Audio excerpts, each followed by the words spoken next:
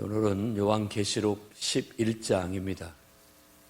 상징이라는 것 자체가 환상이라는 것 자체가 그 의미를 잘 알기가 어렵고 또 그걸로 인해서 많이 어려운 그런 느낌을 줍니다. 그렇지만 이런 모든 것들이 또 구약성경의 환상, 구약성경의 예언의 용어들을 많이 가지고 그대로 약간의 변형을 주어서 말하고 있음을 우리가 알 수가 있습니다.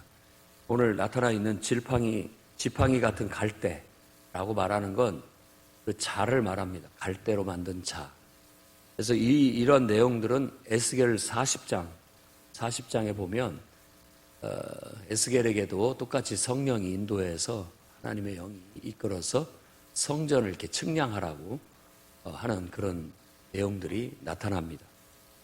그래서 40장이나 42장 새롭게 중건될 성전에 대한 측량을 그발 강가에서 환상을 보면서 이미 성전은 파괴되었지만 하나님께서 새롭게 일으키실 것이다라는 그런 먼 미래의 환상을 보게 되는 겁니다.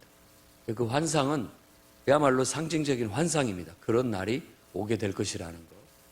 모든 것들은 예수 그리스도를 통해서 성취되고 완성된다 하는 것이 성경의 결론입니다.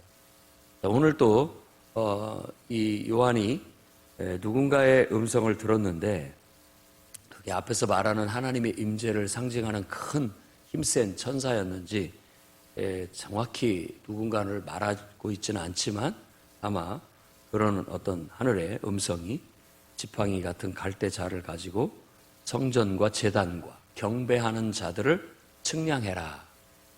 자, 에스겔은 성전과 제단 이런 것들을 측량을 했는데 여기서 덧붙여진 것은 바로 경배하는 자들을 측량하라. 그러니까 이 경배하는 자들은 하나님을 믿는 자들, 예수 그리스도의 복음을 받아들인 자들이라는 것을 알 수가 있습니다. 그리고 측량이라는 것은 줄로 이렇게 어떤 건물에 이런 것들을 재는 것이지만 이 측량이라는 의미 자체가 구분한다.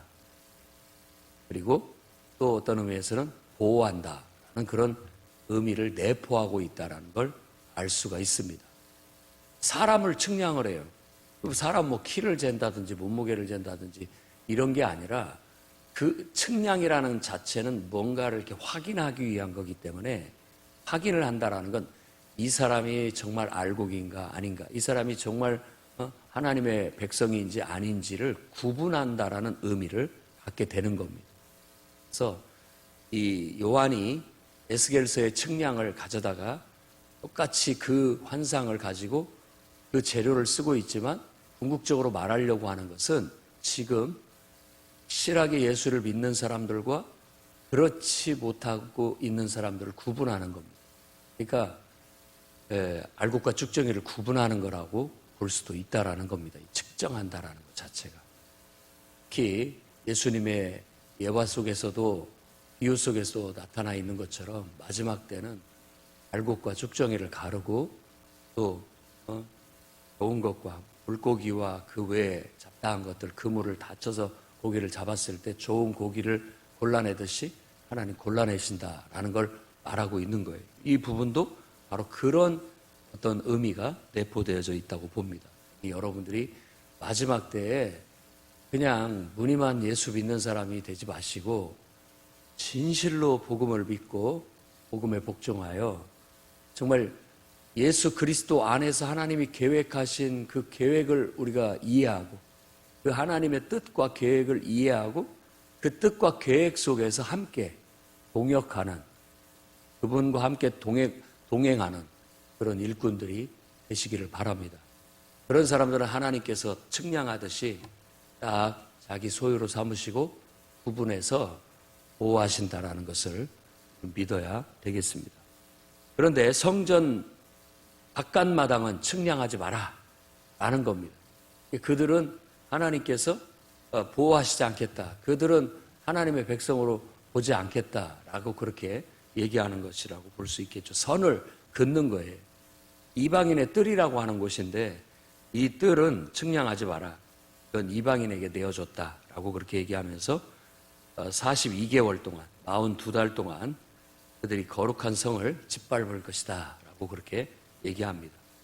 이 42달은 또 다니엘서에서 가져왔어요.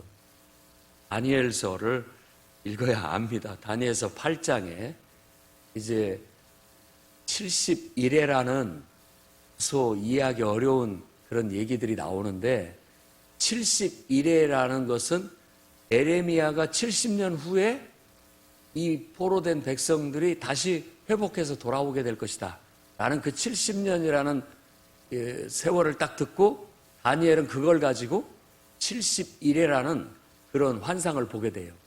그러니까 인류의 역사를 70년으로 70이라는 그런 어떤 기준으로 딱 구분을 똑 떼어서 70이라는 틀에 딱 맞추게 된다면은 이제 그 첫 번째 7일에는 성전이 중건되어지고 번째 7일에 대한 얘기가 성전 중건에 대한 얘기예요. 그리고 난 다음에 62일에를 쭉 얘기를 해요. 그러면서 기름 부음 받은 자가 나오고 그 기름 부음 받은 자가 끊어지게 될 것이다 라고 얘기하고서 마지막 한 일에 70일에 중에서 앞에 7일에를 얘기했고 62일에를 얘기했으니까 합치면 69일에가 되죠. 남은 것은 나머지 한 일에예요. 그래서 이 나머지 한 일에 때문에 세대주의자들에 의해서 붙여진 게 7년 대환란이라는 용어가 붙여지게 되는 겁니다. 그러니까 한 일회를 7년으로 보는 거예요. 언어로 보는 거죠. 여기서는 이제 개월로도 보기도 개월 혹은 또 이제 뭐 날짜 뭐 이런 것들로도 따지기도 하는데 보통은 연으로 해서 490년 그렇게 3년 반 477에 49 뭐 이런 식으로 따져서 그렇게 수비학에서 그렇게 얘기를 합니다. 70일에는 어떤 한 70이라는 기준을 딱 두고 앞에 부분, 중간 부분, 끝 부분 세 개의 구분이 있는 거예요. 그것에 맞춰서 하나님의 어떤 그 시나리오죠. 하나님이 가지고 있는 계획을 거기에다 맞춰서 예언을 하는 것으로 볼 수 있습니다. 최초 7일에는 성전이 중건되는 것, 그리고 기름 부음 받은 자가 세워지면서 62일에를 가다가 기름 부음 받은 자가 끊어지게 되고, 그리고 나머지 한 일회를 얘기하는데 한 일회를 다 얘기하지 않고 그 중에 3년 반을 얘기해요. 그 3년 반이 42달입니다. 그리고 1260일이에요. 이게 3년 반에. 그때에 그 예배를 못하게 하고 그 멸망에 가증한 것이 거룩한 곳에 서게 되고, 그러면서 예배를 못하게 되고 이 성전을 모독하게 될 것이다라는 그런 예언이 나타나 있게 되는 겁니다. 그것을 이제 우리가 이스라엘 역사에 대비해서 보게 된다면은 이스라엘의 역사 속에서는 안티오쿠스 에피파네스라고 하는 헬레니즘 시대 때에 한 왕조의 왕이 바로 예루살렘을 점령을 해서 그곳에 제우스 신상을 세운 그런 어떤 사건들을 얘기하고, 그 얘기들은 마카비라고 하는 혁명이 일어나게 만드는 도화선이 됐고, 마카비서라고 하는 외경에 나타나 있습니다. 우리 성경의 정경 속에는 있지 않지만 외경이라는 마카비서에 그런 내용들이 나타나 있습니다. 그러니까 여기에서 3년 반이라고 하는 것은 그때 당시 이런 멸망에 가증한 어떤 적그리스도 같은 왕이 세워져서 교회를 핍박하고 또 성전을 모독하는, 교회를 모독하는 그런 일들이 자행되는 어떤 이미지를 가지고 왔다라고 볼 수가 있습니다. 그래서 하나님은 하나님의 신실한 백성들을 구분하시고 그 거룩한 백성들을 보호하십니다. 그렇지만 이제 그 교회가, 그 성도들이 핍박받는 때가 마지막 때에 오게 된다라는 거예요. 왜? 오늘 말씀에서도 얘기한 것처럼 이 악이 그 무저갱에서 짐승이 올라오게 하려고, 그걸 이해하시기 바랍니다. 끌어내야 돼요, 악을. 악을 끌어내야 한 번에 심판할 수가 있어요. 잡을 수가 있는 거죠. 우리도 병이, 증상이 이렇게 올라와야 그 증상을 확 잡아서 고칠 수가 있고 뿌리를 뽑을 수 있는 것처럼 그렇습니다. 만일 어떤 단체나 공동체에서도 문제 있는 사람이 있으면 잘 두드러지지가 않아요. 나타나지가 않아요. 해결을 못 합니다. 그러나 이렇게 살살 결국은 기다리다 보면 그게 톡 튀어나오게 돼요. 그럼 그때 그 탁 원흉을 잡아서 해결할 수 있는 것처럼 그런 어떤 이미지가 쭉 있어요.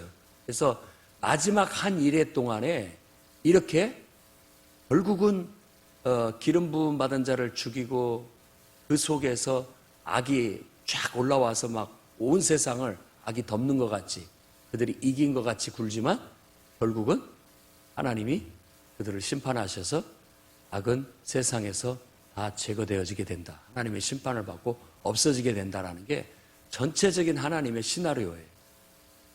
하나님의 나라가 조를 닫고 세워지고 그 중흥기를 쭉 가다가 결국은 마지막 때가 가게 되면 이렇게 대대적인 악이 성행을 하고 핍박을 하는 때가 오게 될 것이다라는 것을 보여주고 있는데 그 악이라는 것이 3년 반 동안 이렇게 된다라는 것은 7년이라는 것을 완전한 어떤 기간으로 봤을 때 그 항상 반절 정도를 얘기하는 겁니다. 반절. 3년 반은 반절을 얘기하는 거예요. 우리나라도 날씨가 겨울이 되면 춥고 그렇다고 하지만 항상 어르신들이 하는 얘기가 뭡니까? 사만, 사온이라고 그렇게 얘기하잖아요. 반절은 춥고 또 반절은 따뜻한 거예요. 아무리 혹독한 핍박이 오고 환란이 와도 사만, 사온이에요. 우리 표현이 그래요. 근데 여기서는 3년 반이에요. 성경에서의 그런 어떤 똑같은 관용적인 표현이 3년 반입니다. 우리는 4만 4원인 것처럼. 7이라고 한다면 한 3일은 고통스럽지만 나머지 또 4일 약간 더 많은 것이 더 살만해요. 살만하다라는, 견딜만하다라는 어떤 의미도 담겨져 있는 겁니다. 만일 그렇지 않고 진짜 완전하게 그 핍박이 주어지게 된다면 누가 살아남겠습니까? 누가 살아남겠어요? 그래서 마태복음에서도 24장 같은데 예수께서 종말에 대한 얘기를 할 때에도 하나님께서 그날을 감하지 않는다면 누구도 살 사람이 없다라고 그렇게 말씀하시고 또 하나님께서 택한 백성들을 위해서 그 날을 감해 주셨다는 그런 의미가 어쩌면 7년에서 반절, 3년 반이라는 거예요. 42달 동안 짓밟히게 될 것이다라는 그 이미지는 이걸 꼭 3년 반 동안만 핍박을 받는다 이런 의미라고 보면 안 됩니다. 이런 것들은 다 상징과 의미를 갖고 있는 거예요. 마지막 때가 되면 정말로 이 적그리스도 같은 그러니까 완전히 교회를 핍박하고 성도들을 핍박하는 이상한 분위기가 세워지게 되고 그걸로 인하여서 예배도 못 드리게 하고 또 예수 믿는 사람들을 핍박하는 그런 일들이 일어나게 될 것이다. 한때. 그런 것을 바로 거룩한 성을 짓밟게 될 것이다라는 걸로 말하고 있는 겁니다. 이런 것들은 다니엘서의 71회라는 그런 환상의 재료에서 가져온 조각이라는 걸 알 수가 있습니다. 그리고 3절부터 13절까지 얘기하고 있는 나의 두 증인들, 내가 나의 두 증인들에게 예언하는 권세를 줄 것이다. 결국 중요한 것은 이 두 증인을 세워서 예언하게 할 것이다. 그들은 베옷을 입고 1260일 동안 그 악이 기승을 부리는 그 속에서도 복음을 전하게 될 것이다 라고 그렇게 말하고 있습니다. 그들은 마치 주 앞에 서 있는 두 감람나무와 두 촛대다 라고 얘기하는데 요건 스가랴서 4장에서 가져온 재료입니다. 조각이에요.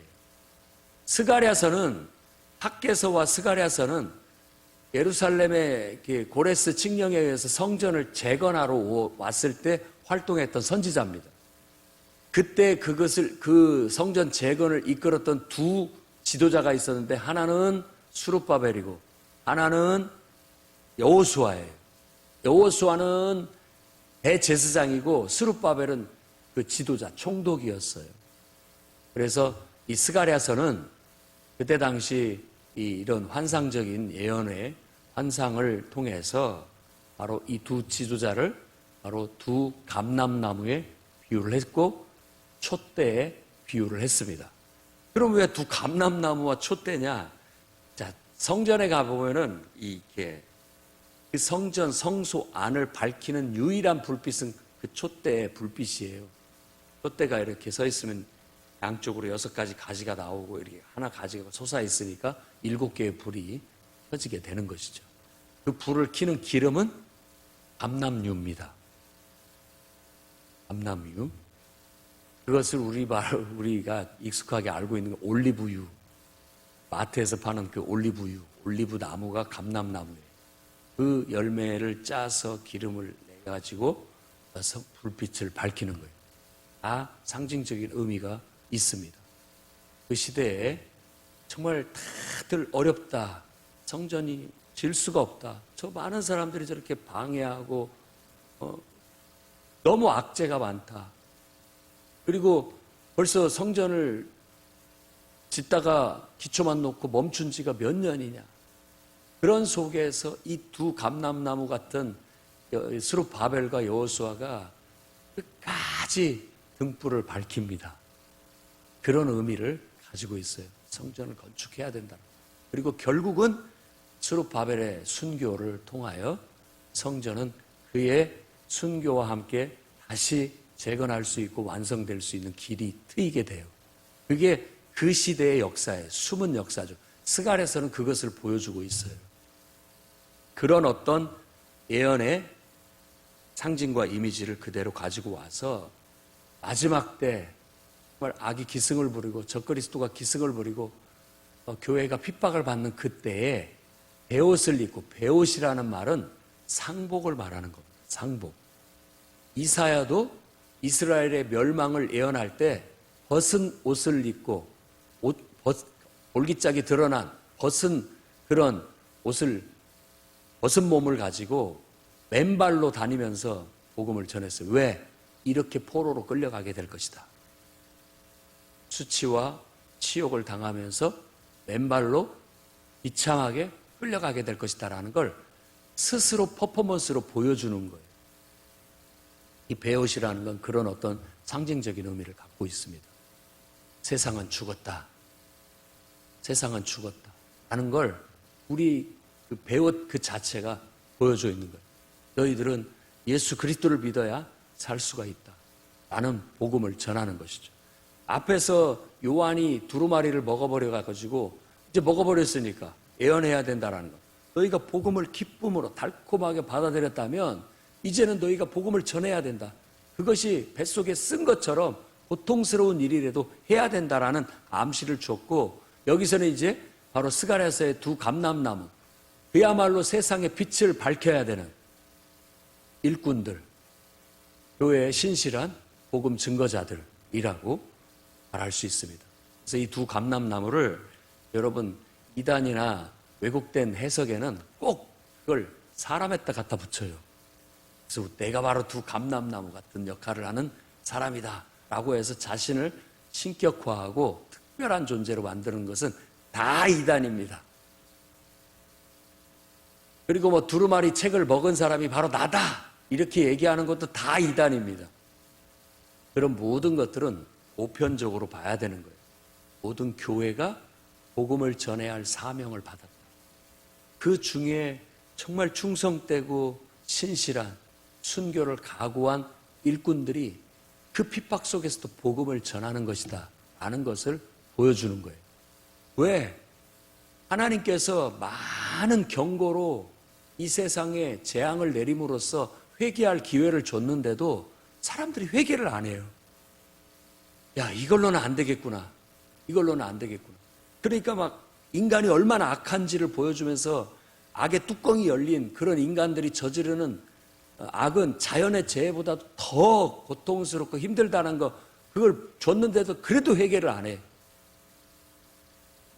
그렇지만 우리는 복음을 전해야 된다. 그런 사람들을 회개시킬 수 있는 것은 미련한 방법 같지만 복음을 전하는 방법밖에 없다. 하나님은 재앙을 통해서 깨우치시고 사람의 재앙을 통해서 깨우치시면 우리는 정말로 하나님의 말씀을 깨닫고 복음을 깨달은 사람들은 복음을 전해서 사람을 변화시키고 회개시켜야 됩니다. 세상은 죽어 있습니다. 여러분, 상복을 입어야 돼요. 세상이 죽어 있음을 인식시켜야 되는 거예요. 병들어 있음을 깨우쳐야 되는 거예요. 그리고 그들에게 가서 복음을 전해야 됩니다. 하나님께서 권세를 주셔서 하나님께서 복음을 전하라고 한다면 하나님이 권세를 주시기 때문에 하나님의 능력으로 복음이 전해지는 거예요. 그것을 오늘 말씀 속에서는 이렇게 얘기합니다. 그들을 해하려는 자들은 그들의 입에서 나오는 입에서 불이 나와서 원수를 삼킬 것이다. 우리가 싸우는 것은요, 이 입에서 불이 나온다라는 건 마치 엘리야를 연상시켜요. 엘리사를 잡아와라. 하늘에서 그냥 불이 내려와서 그들을 다 불살라버렸던 것처럼 이런 입에서 불이 나온다라는 것 자체는 상징이에요. 입에서 나오는 입에서 나오는 것은 우리가 외치는 말씀의 권세, 복음의 권세라고 말할 수 있어요. 우리가 싸워서 이길 수 있는 것은 복음의 권세, 말씀의 권세. 복음 앞에, 하나님 말씀 앞에 이길 수 있는 세상에 그 어떤 것도 없습니다.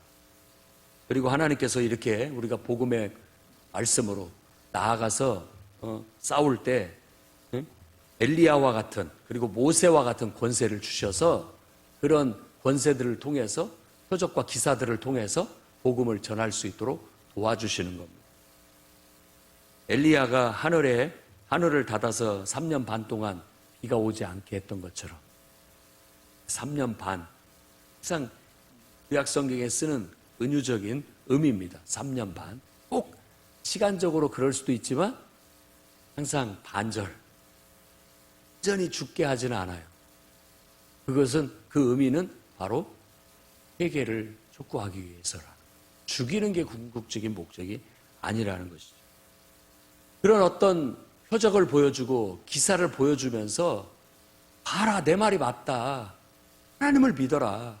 하나님은 살아계신다. 너희는 지금 죽어 있다. 병들어 있다. 회개하고 돌이키지 않으면 더 큰 화가 너희를 기다리고 있다. 하나님의 심판이 곧 떨어질 것이다. 라는 것들을 전하는 거예요. 이게 바로 복음을 외치는 겁니다. 7 우레처럼 여러분 외쳐야 됩니다. 큰 소리로 나팔 불듯이 우리가 복음을 전하고 외쳐야 됩니다. 듣든지 안 듣든지 깜짝 놀래킬 수 있을 만큼 그들 영혼을 충격을 주고 회개하고 돌아올 수 있도록 만들어야 돼요. 그리고 하나님께서는 우리가 복음을 전할 때 알아서 표적을 보여주시고 기사를 보여주시는 거예요. 봐라, 이게 바로 하나님의 역사다. 하나님이 살아계시다라는 걸 이렇게 비를 내리지 않게 한다든지 모세를 통해서 10가지 재앙을 보여준 것처럼 물이 피로 변하게 한 것부터 해서 10가지 재앙을 보여줬던 것처럼 하나님께서는 친히 재앙을 통해서나 또 어떤 여러 가지 역사를 통해서 하나님이 살아계신 것 그리고 우리가 전하는 말이 맞다라는 것을 입증해 보여주는 그런 기적과 능력을 나타내주는 거예요.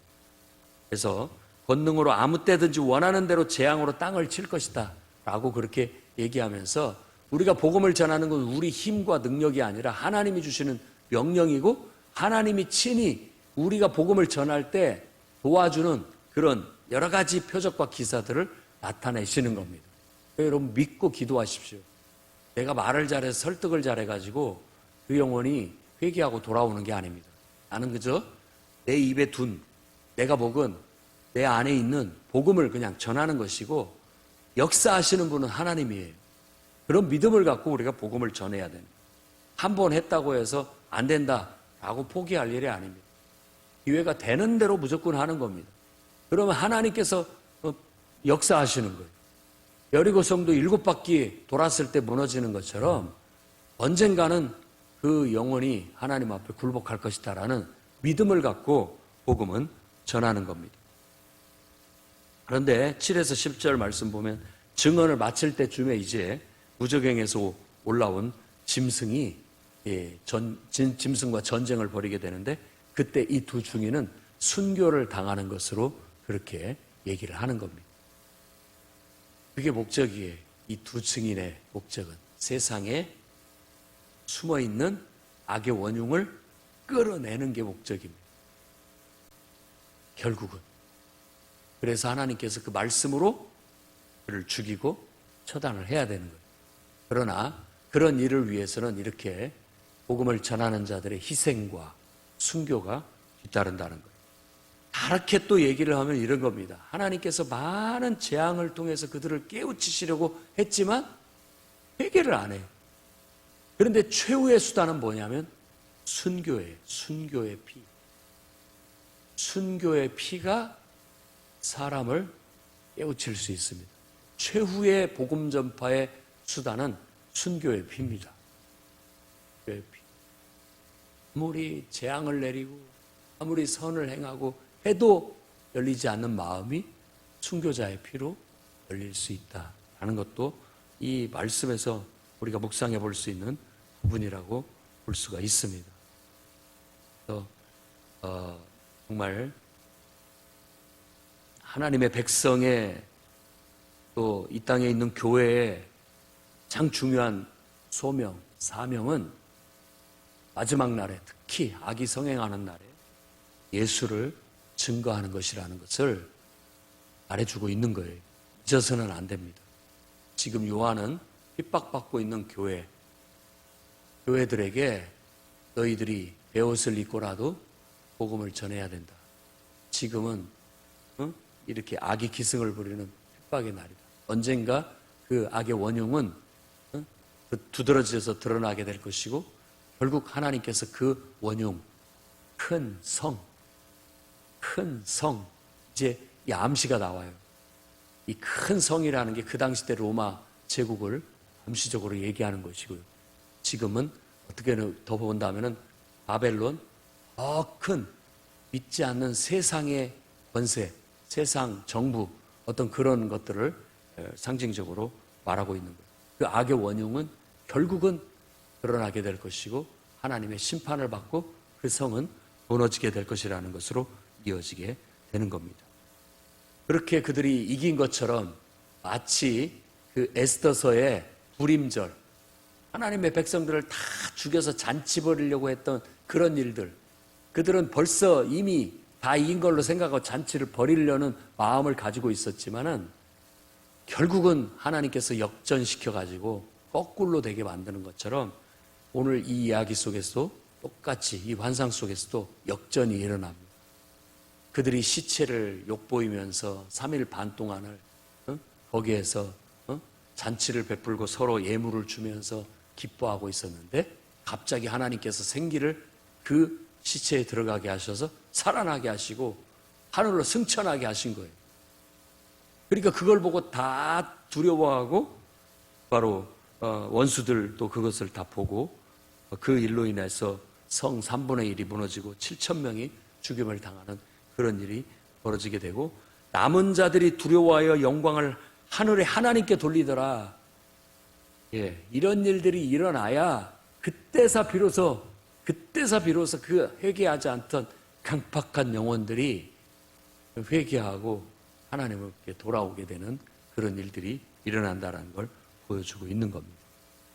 우리는 이 두 감람나무, 두 증인에 대한 환상을 통해서 우리가 마지막 때 정말 악이 성행하고 복음을 전할 수도 없고 예배도 못 드리게 하고 아무리 세상이 원수 마귀 사탄에 의해서 핍박이 심해진다 할지라도 우리는 순교를 각오하고 이와 같이 복음을 전하면 하나님께서 우리와 함께 하시고 도우실 뿐만 아니라 우리가 순교당한다 할지라도 하나님께서는 우리를 인정하사 우리를 살아나게 하시고 결국은 많은 사람들이 우리의 순교의 피로 인하여 회개하고 하나님께 돌아와 하나님께 영광 돌리는 일들이 일어나게 된다라는 것을 우리가 믿어야 되겠습니다. 재앙으로도 실패했던 복음의 현장이 바로 교회의 순교적인 그런 복음 전파를 통해서 성공하게 된다는 그런 권면이 속에 들어있는 것 같아요. 그러니까 표당하던 영혼들을 굉장히 높이고 치하하고 있고 그들의 순교의 피가 헛되지 않다라는 걸 말해주고 있는 것입니다. 14절에서 19절에 이제 셋째 화, 마지막 나팔이 부러지는 거예요. 이걸 마지막 나팔이라고 사도 바울도 얘기했는데 그야말로 마지막 나팔이 울려 퍼지는 겁니다. 그런데 그 마지막 나팔이 울려 퍼지는 게 좀 길어요. 길다고요. 그러면서 이 마지막 나팔을 세 번째 화라고 얘기해요. 근데 지금 이 11장에는 그런 내용이 안 나타나요. 그리고 12장에도 13장에도 14장에도 그거 나오지 않습니다. 그 뒤에 이게 왜 셋째 화인지가 7 대접을 받은 천사들에 의해서 나타나게 돼요. 그러니까 지금부터 이 얘기들은 쭉 이어지는 내용들은 또다시 에피소드, 그 중간에 끼어들어온 뭔가 메시지를 전달하기 위한 이야기들로 계속 이어져 나가게 되고 그 후에야 7 대접을 받은 진노의 잔이, 이 대접은 그야말로 진노의 잔이 부어지게 되는 이야기들이 나타나게 될 겁니다. 그러나 그 진노의 잔이, 이 나팔 소리가 마지막 나팔인데 오랫동안 울림이 간다라고 생각하면 좋겠어요. 아니 이걸 연극이나 이런 것들로 한다면 나팔 소리가 쫙 울려 퍼지면서 어떤 장면들이 계속 벌어지고 나타나게 될 거고 그 나팔 소리에 의해서 마지막 나팔이 부러짐으로 인하여서 결국은 악이 심판을 받고 저주가 다 하나님 앞에 멸망을 받고 이제 하나님의 나라가 선포되어지고 하나님 나라가 이루어지게 되고 의인들은, 구원받은 백성들은 상을 받게 될 것이고 세상을 파괴했던, 멸망시켰던, 파괴했던 자들은 다 멸망받게 될 것이라는, 심판받게 될 것이라는 그냥 선언이 나타납니다. 나팔 소리와 함께 다니엘서 7장에서 말하고 있는 영원한 하나님 나라가 이제 선포되지는 거예요. 이루어졌다. 그래서 7째 나팔 소리와 함께 세상 나라가 우리 주와 그리스도의 나라가 되어 그가 세세토록 왕노릇 하실 것이다. 하나님 나라의 선포. 다니엘에서 말하고 있는 그 신상을 무너뜨리는 뜨인돌, 사람의 손으로 하지 아니하는 그 하나님의 나라가 결국은 이루어지게 됐다. 마지막 나팔에 그 날이, 그 하나님의 말씀이 성취됐다라고 얘기하고 있고 24 장로들도 경배하면서 감사하옵니다 라고 하면서 옛적에도 계셨고 지금도 계신 주 하나님 전능하신 이여 친히 큰 권능을 잡으시고 왕노릇 하시도다. 이제 비로소 그분이 이 땅에 있는 악을 멸하실 것이고 이 땅에 있는 모든 저주를 다 걷어내실 것이고 비로소 하나님이 약속하신 그 하나님 나라를 이루실 것이라는 찬양으로 마무리를 짓고 있습니다. 그러자 하늘 성전이 열리고 하나님의 언약궤가 보이고 번개와 음성과 우레와 지진과 큰 우박이 있었다고 그렇게 얘기하는데 이 장면을 보십시오. 만일 드라마라든지 영국의 엔딩 장면이라고 해야 될 거예요. 한 막의 엔딩 장면. 하늘의 성전이 열리면서 거기 언약궤가 딱 보여요. 그 언약궤라는 것 하나님이 우리에게 주신 언약이 보이는 거예요. 아, 그 하나님의 언약이 이제 이루어지는구나 라는 걸 보여주는 것이고 거기에 음향 효과로서 번개와 음성과 우레와 지진과 큰 우박이 막 꽝꽝 하면서 우리에게 그 효과를 주고 있는 거예요. 그러면서 하나님의 약속이 이제 이루어진다라고 꽝꽝 하면서 그것이 어떻게 구체적으로 이루어지는지를 소개하려고 하는 그런 하나의 장치라고 할 수가 있겠습니다. 오늘 말씀을 통해서 이제 마지막 나팔이 부러지기 전까지 우리에게는 그 사명이 있습니다. 복음을 전해야 할 사명. 그리고 그 마지막 나팔이 불려지기 전에는 대대적인 핍박이 있을 수 있다는 걸 우리가 마음에 염두에 둬야 됩니다. 그것이 누군가 말했던 7년 대환란이라고 됐든 어쨌든 그런 말보다도 더 중요한 것은 마지막 때가 되면 복음을 전하기 어려운 그런 상황이 되고 또 교회가 핍박당하고 예배하기 어려운 상황이 닥치게 될 것이다. 그러나 우리는 정말 순교를 각오한 두 증인이 돼서 담대하게 복음을 전해야 된다. 그럼 그 사명을 가슴에 품고 우리가 그 마지막 때 그 사명을 감당하는 일꾼들이 되기를 주의 이름으로 축원합니다.